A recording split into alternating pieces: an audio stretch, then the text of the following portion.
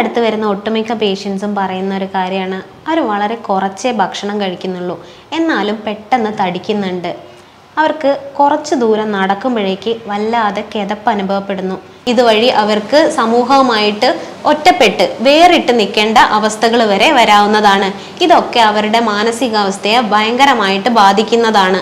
കൃത്യമായിട്ടുള്ള ആഹാര രീതിയും ചിട്ടയായിട്ടുള്ളൊരു ഭക്ഷണക്രമവും കൊണ്ട്, കൃത്യമായിട്ടുള്ള ഉറക്കവും കൊണ്ട് നമുക്ക് ഒബിസിറ്റി, അതായത് നമ്മുടെ അമിതവണ്ണത്തെ നിയന്ത്രിക്കാവുന്നതാണ്. ഹായ്, ഞാൻ ഡോക്ടർ അംബ്ലി, Q1 ഹെൽത്ത് കെയറിലെ ലൈഫ് സ്റ്റൈൽ ഫിസിഷ്യനാണ്. നമ്മുടെ അടുത്ത് വരുന്ന ഒട്ടുമിക്ക പേഷ്യൻസും പറയുന്ന ഒരു കാര്യമാണ്, അവർ വളരെ കുറച്ചേ ഭക്ഷണം കഴിക്കുന്നുള്ളൂ, എന്നാലും പെട്ടെന്ന് തടിക്കുന്നുണ്ട്. അവർക്ക് കുറച്ച് ദൂരം നടക്കുമ്പോഴേക്ക് വല്ലാതെ കിതപ്പ് അനുഭവപ്പെടുന്നു, ശ്വാസം മുട്ടൽ അനുഭവപ്പെടുന്നു, അധിക നേരം നിൽക്കാൻ വയ്യ. ഇതൊക്കെ നിങ്ങൾക്ക് ഒരുപക്ഷെ ഒബീസിറ്റി, അതായത് അമിതവണ്ണം കൊണ്ടുവരാവുന്ന പ്രശ്നങ്ങളാണ്. എന്താണ് ഒബിസിറ്റി, അമിതവണ്ണം, അതെങ്ങനെയൊക്കെ വരാം, ആരിലൊക്കെ വരാം, എങ്ങനെ നമുക്കിത് കൺട്രോൾ ചെയ്യാമെന്ന് നമുക്ക് നോക്കാം. ഒബിസിറ്റി അഥവാ അമിതവണ്ണം നമ്മൾ വെറും വെയിറ്റ് വെച്ച് മാത്രമല്ല നമ്മൾ കാൽക്കുലേറ്റ് ചെയ്യുന്നത്. അതിന് ഹൈറ്റും കൂടി വെച്ചിട്ട് നമ്മൾ BMI, അതായത് ബോഡി മാസ് ഇൻഡെക്സ് എന്ന് പറയുന്ന ഒരു സൂചിക വെച്ചിട്ടാണ് നമ്മൾ ഒരാളെ അമിതവണ്ണം ഉള്ള ആളായിട്ട് കണക്കാക്കുന്നത്. എങ്ങനെയാണ് നമ്മളിത് കാൽക്കുലേറ്റ് ചെയ്യുന്നതെന്ന് നോക്കാം. Weight in kilogram divided by height in metre square, ഈ വെച്ചിട്ടാണ് നമ്മൾ ബോഡി മാസ് ഇൻഡെക്സ്, ഇത് സൂചിക വെച്ചിട്ടാണ് നമ്മൾ ഒരാളുടെ വണ്ണം കണക്കാക്കുന്നത്. ഇത് 18 മുതൽ 25 വരെയാണെങ്കിൽ നമ്മൾ നോർമൽ ലെവലിലായിട്ടാണ് കണക്കാക്കുന്നത്. 18-ൽ താഴെയാണെങ്കിൽ നിങ്ങൾ അണ്ടർ വെയിറ്റ്, അതായത് നിങ്ങൾക്ക് വെയിറ്റിൽ കുറവാണെന്നാണ് സൂചിപ്പിക്കുന്നത്. ഇനി നിങ്ങൾ 25-ന് മുകളിലാണെങ്കിൽ, 25 മുതൽ 30 വരെയാണെങ്കിൽ നിങ്ങൾ ഓവർ വെയിറ്റ്, അമിതവണ്ണത്തിലേക്ക് നീങ്ങുകയാണെന്നാണ് അത് സൂചിപ്പിക്കുന്നത്. 30 മുതൽ 40 വരെയായിട്ട് നമ്മൾ ക്ലാസ്സുകളായിട്ട് അമിതവണ്ണത്തിനെ തരംതിരിച്ചിട്ടുണ്ട്. അതായത് ക്ലാസ് 1, ക്ലാസ് 2, ക്ലാസ് 3 ഒക്കെ. ഇതൊക്കെ നിങ്ങൾക്ക് ഡേഞ്ചറസ് ആയിട്ട് വരുന്ന അമിതവണ്ണത്തിൻ്റെ സൂചകങ്ങളാണ്. ഇനി നമുക്ക് എന്തൊക്കെ കാരണങ്ങൾ കൊണ്ട് ഒബിസിറ്റി വരാമെന്ന് നോക്കാം. മെയിനായിട്ട് 2 കാര്യങ്ങളാണ് പറയുന്നത്, എൻഡോജീനിയസും എക്സോജീനിയസും. എക്സോജീനിയസിൽ മെയിനായിട്ട് പറയുന്നത് വ്യായാമത്തിൻ്റെ അഭാവം തന്നെയാണ്. നമ്മൾ ആരും ഇപ്പം വ്യായാമം ചെയ്യാനൊന്നും അധികമായിട്ട് മെനക്കെടാറില്ല. എല്ലാവരും ഓരോ കാര്യങ്ങളായിട്ട് മുന്നോട്ട് പോകുന്നു.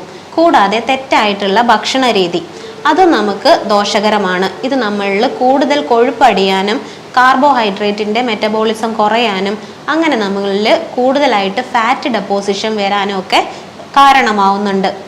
ഇനി പറയുന്നത് എൻഡോജീനിയസ് ആയിട്ടുള്ള കാര്യങ്ങളാണ്. അത് നിങ്ങൾക്ക് ചിലപ്പോൾ ചില രോഗങ്ങളെ കൊണ്ട് വരാവുന്നതാണ്. ഇനി നിങ്ങൾ ചിലപ്പോൾ ഹൈപ്പോതൈറോയിഡ്സ് ഒക്കെ ഉള്ള ആളാണെങ്കിൽ നിങ്ങൾക്ക് ചിലപ്പോൾ വണ്ണം വയ്ക്കാനുള്ള സാധ്യത അധികമാണ്. അല്ലെങ്കിൽ നിങ്ങൾ ഹോർമോണൽ ഇംബാലൻസ് ആയിട്ടുള്ള PCOD ഒക്കെ വരികയാണെങ്കിൽ നിങ്ങൾക്ക് ചിലപ്പോൾ തടി വയ്ക്കാനുള്ള ഒരു ടെൻഡൻസി കൂടുതലായിരിക്കും. ഇതിന് പുറമേ ആയിട്ട് നിങ്ങൾ ചില മരുന്നുകൾ, അതായത് ചിലപ്പോൾ പ്രമേഹം, ടൈപ്പ് 2 ഡയബറ്റീസിനൊക്കെ മരുന്ന് എടുക്കുന്ന ആളാണ് നിങ്ങളെങ്കിൽ ചിലപ്പോൾ തടിക്കാനുള്ള ഒരു പ്രവണത കാണുന്നുണ്ട്. ഇത് പുറമേ ആയിട്ട് നിങ്ങൾ മാനസിക വിഭ്രാന്തിക്കൊക്കെ എന്തെങ്കിലും മരുന്ന് എടുക്കുന്ന ആൾക്കാരൊക്കെ ആണെങ്കിൽ ചിലപ്പോൾ നിങ്ങൾക്ക് ഒരു പക്ഷേ തടി കൂടാനുള്ള കാരണം വരുന്നുണ്ട്. ഇനി അമിതവണ്ണം കൊണ്ട് നമുക്ക് വരാവുന്ന രോഗങ്ങൾ എന്തൊക്കെയാണെന്ന് നോക്കാം. ആദ്യമായിട്ട് പറയുന്നത് പ്രമേഹം, ടൈപ്പ് 2 ഡയബറ്റീസ് മെലിറ്റസ് ആണ്.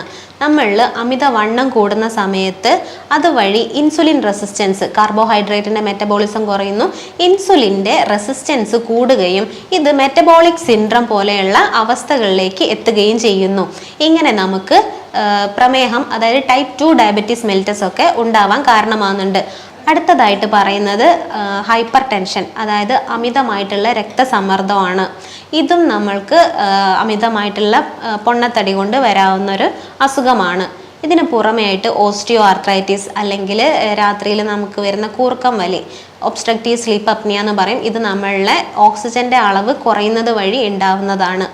ഓസ്റ്റിയോ ആർത്രൈറ്റിസ്, PCOD ചെറുപ്പക്കാരിൽ വന്ധ്യത പോലുള്ള അവസ്ഥകളിലേക്ക് എത്തിക്കുന്നതാണ്.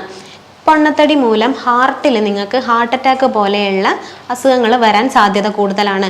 ലിവറിൽ നിങ്ങൾക്ക് ലിവർ ഫെയിലിയറോ അല്ലെങ്കിൽ ഫാറ്റി ലിവർ പോലെയുള്ള അസുഖങ്ങൾ വരാൻ കാരണമാവുന്നുണ്ട്.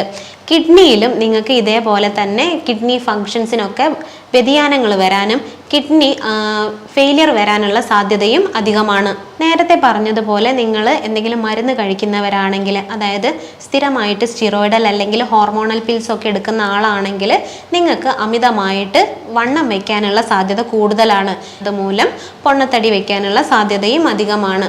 ഒരിക്കലും നമ്മൾ തടിയുള്ളവരെ കളിയാക്കാനോ മറ്റുള്ളവരുടെ മുന്നിൽ വെച്ച് പരിഹസിക്കാനോ പാടില്ല. ഒരിക്കലും നമ്മൾ പൊണ്ണത്തടിയുള്ളവരെ കളിയാക്കാനോ അല്ലെങ്കിൽ പരിഹസിക്കാനോ പാടില്ല.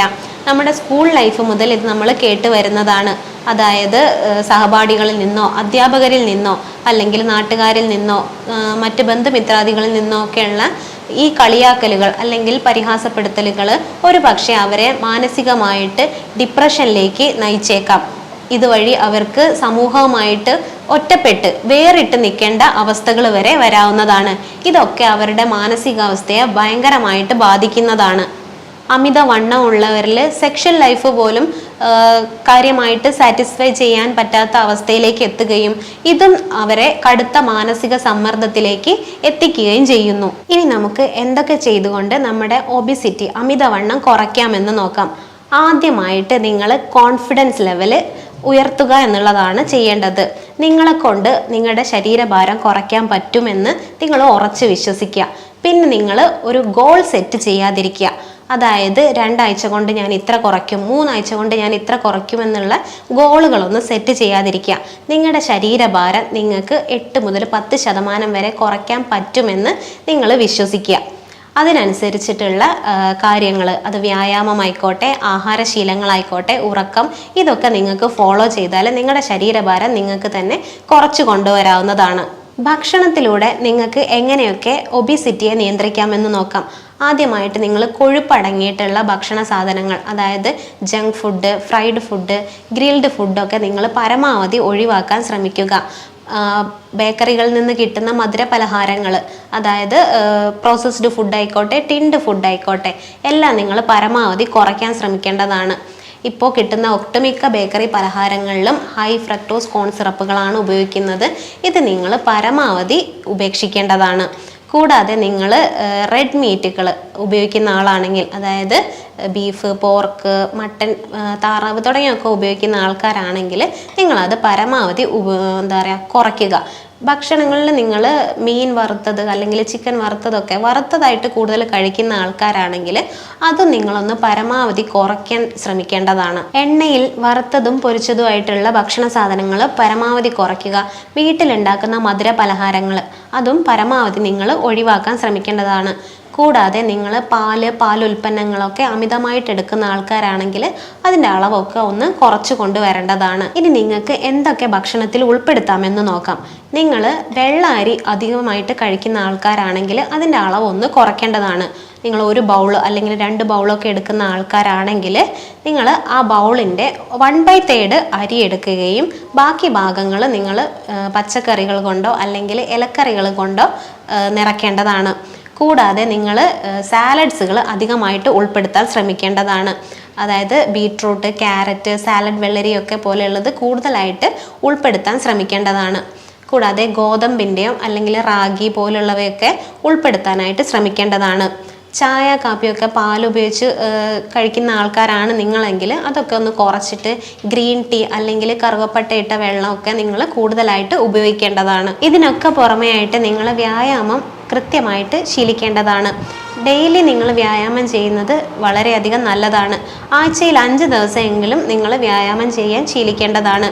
45 മുതൽ 1 മണിക്കൂർ വരെ നിങ്ങൾ വ്യായാമം ചെയ്യുന്നത് നിങ്ങളുടെ ശരീരത്തിന് ഒരുപാട് നല്ലതാണ്. ഡെയിലി നിങ്ങൾക്ക് ചെയ്യാൻ പറ്റുന്നത് അത് വാക്കിംഗ് ആവാം, ജോഗിങ് ആവാം, സൈക്ലിംഗ് ആവാം, അല്ലെങ്കിൽ സ്വിമ്മിങ് പോലെയുള്ള എയറോബിക് എക്സസൈസുകൾ നിങ്ങൾക്ക് ശീലിക്കാവുന്നതാണ്. അതല്ലെങ്കിൽ സൂംബ പോലുള്ള ഡാൻസ് പ്രാക്ടീസുകൾ നിങ്ങൾക്ക് ചെയ്യാവുന്നതാണ്. ഇങ്ങനെയൊക്കെ നമുക്ക് ഒബിസിറ്റിയെ ഒരു പരിധി വരെ നമുക്ക് കൺട്രോൾ ചെയ്യാൻ സാധിക്കുന്നതാണ്. നടന്നു പോകാൻ പറ്റുന്നിടത്തിലൊക്കെ നടന്നു പോകാനും ലിഫ്റ്റിന് പകരം നമുക്ക് സ്റ്റെപ്പുകൾ ഉപയോഗിച്ച് തന്നെ നമ്മൾ നടന്നു കയറാൻ ശ്രമിക്കേണ്ടതുമാണ്. ചെറിയ കുട്ടികളിലടക്കം നമ്മളിപ്പോൾ പൊണ്ണത്തടി, അതായത് ഒബിസിറ്റി കണ്ടുവരുന്നുണ്ട്. അതായത് സ്കൂള് വിട്ട് വന്ന് കഴിഞ്ഞിട്ടുണ്ടെങ്കിൽ ഇവർക്ക് ടി-വിയോ അല്ലെങ്കിൽ മൊബൈലോ കണ്ട് സ്നാക്സ് കഴിച്ചുകൊണ്ടിരിക്കുന്നതായിരിക്കും അവരുടെ ശീലം. ഇത് ഒഴിവാക്കിയിട്ട് അവരെ നമ്മൾ കളിക്കാനായിട്ട് അവരുടെ സുഹൃത്തുക്കളോടൊപ്പം വിടേണ്ടതാണ്. ഇങ്ങനെയൊക്കെ നമുക്ക് അവരിലെ പൊണ്ണത്തടി കുറയ്ക്കാവുന്നതാണ്. നിങ്ങൾ അമിതമായിട്ട് പുക വലിക്കുന്ന ആളാണെങ്കിൽ അല്ലെങ്കിൽ മദ്യപിക്കുന്ന ആളാണെങ്കിൽ അത് ജീവിതത്തിൽ നിന്ന് പരമാവധി അവോയ്ഡ് ഒഴിവാക്കാനായിട്ട് നിങ്ങൾ ശ്രമിക്കേണ്ടതാണ്. മദ്യപിക്കുന്ന ഒട്ടുമിക്ക ആൾക്കാരിലും പൊണ്ണത്തടിയും അതുമായിട്ട് ബന്ധപ്പെട്ട് മറ്റ് അസുഖങ്ങളും കണ്ടുവരുന്നുണ്ട്. ഇതിനൊക്കെ പുറമെയായിട്ട് നിങ്ങൾ ഉറക്കം, നേരത്തെ കിടന്ന് നേരത്തെ എഴുന്നേൽക്കുന്ന ശീലത്തിലേക്ക് എത്തേണ്ടതാണ്.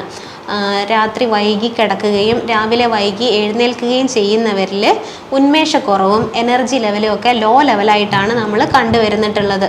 അതിനായിട്ട് നിങ്ങൾ ഉറക്കം മസ്റ്റായിട്ട്, അതായത് എന്നും ഒരു 7-8 മണിക്കൂർ നിങ്ങൾ ഡെയിലി ഉറങ്ങേണ്ടതാണ്. കൃത്യമായിട്ടുള്ള ആഹാര രീതിയും ചിട്ടയായിട്ടുള്ളൊരു ഭക്ഷണക്രമവും കൊണ്ട് കൃത്യമായിട്ടുള്ള ഉറക്കവും കൊണ്ട് നമുക്ക് ഒബിസിറ്റി, അതായത് നമ്മുടെ അമിതവണ്ണത്തെ നിയന്ത്രിക്കാവുന്നതാണ്. കൂടാതെ ഹോമിയോപ്പതിയിൽ ഇതിന് കൃത്യമായിട്ടുള്ള മരുന്നുകൾ ലഭ്യമാണ്. നമ്മുടെ ക്ലിനിക്കിൽ വരുന്ന പേഷ്യൻസിനെ അവർക്കനുസരിച്ചിട്ടുള്ള ഡയറ്റ് ആൻഡ് റെജിമെൻ ഫോളോ ചാർട്ടൊക്കെ നമ്മൾ കൊടുക്കുകയും അതിനനുസരിച്ചിട്ടുള്ള വ്യായാമങ്ങളും നമ്മൾ പറഞ്ഞു കൊടുക്കുന്നു. ഇതനുസരിച്ച് അവർ നീങ്ങുന്ന സമയത്ത് അവർക്ക് ഒരു 5-6 മാസത്തിനുള്ളിൽ തന്നെ അവർക്ക് കാര്യമായിട്ടുള്ള റിസൾട്ട് കാണാവുന്നതാണ്. അടുത്തൊരു വീഡിയോയിൽ പുതിയ ടോപ്പിക്കുമായിട്ട് വരാം. നന്ദി.